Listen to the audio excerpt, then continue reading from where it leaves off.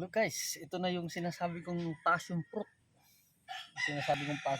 Tingnan natin kung anong laman nito guys. Tingnan natin kung anong laman ng passion fruit.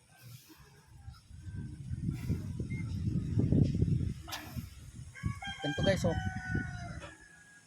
Yan. Yan. Yan oh. Oh.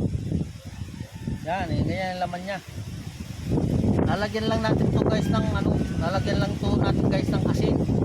Tapos yung katas niya, at yun ang ang ginagawang juice na pag nahinog na po siya ay matamis-tamis.